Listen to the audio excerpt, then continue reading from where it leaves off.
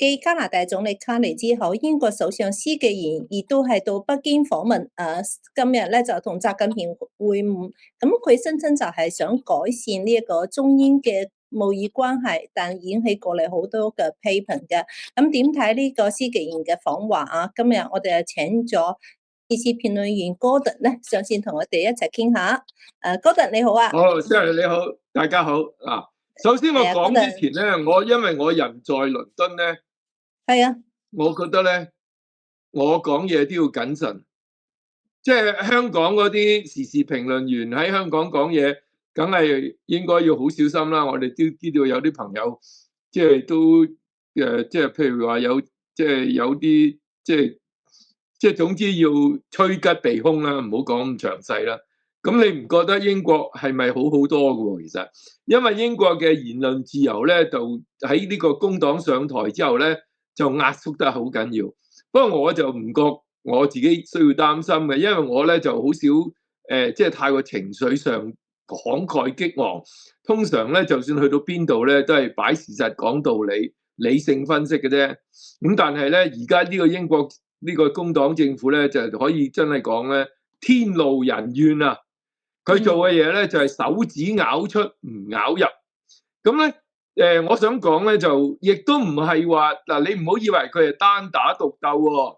大家睇到咧，即係美國特朗普總統咧，就做咗好多嘢咧。由佢舊年上任到而家超過一年咧，佢嗰個即係嗰個策略咧，就都幾霸道嘅。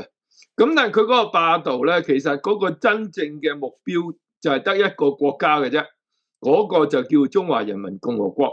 即係咧，呢個就係你可以話敵人啦、競爭對手啦，或者一個即係威脅啦咁樣。佢係如臨大敵對付呢個。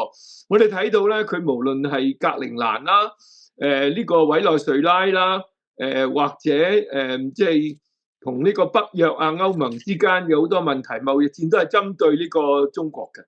咁但係咧，呢啲歐盟國家同埋西方國家都好奇怪嘅，佢哋咧就覺得。即係佢哋睇唔到呢樣嘢，或者睇到都當睇唔到。同埋仲有一樣嘢咧，佢哋認為咧，如果美國俾壓力佢哋咧，佢哋就反而咧就話，既然你都做咗初一啦，我做埋15，咁我哋全班人咧就投奔北京啦咁樣。所以我話呢個施紀賢唔係單打獨鬥，單打獨鬥啊，因為啱啱加拿大總理係咪啊？阿卡尼先至去完北京。嗱，大家唔好忘記，仲有一個人咧，就唔係好出名嘅，就芬蘭嘅總理啊。芬蘭嘅總理啱啱咧又去咗北京訪問。咁啊，芬蘭同中共咧就冇乜嘢，即係太過緊密嘅關係。佢哋嘅國家嘅政府嘅高層咧，已經有17年未去過中國噶啦。咁啊，點解而家都要去咧？就係因為佢哋大家要站在一起。就聯繫中國，討好中國，共同對抗美國。嗱，呢一樣嘢我唔知大家點睇啦。即係美國嘅總統，你可以好憎佢。我知道香港好多黃絲咧就憎到 Donald Trump 咧恨之入骨嘅。OK， 但係你唔好忘記呢個總統係人民選出嚟嘅喎，4年一次大選喎。美國有個憲法保護公民嘅權益。有一個民主體制有250年咯，即係話其實你憎呢個特朗普係咪要同整個美國為敵呢？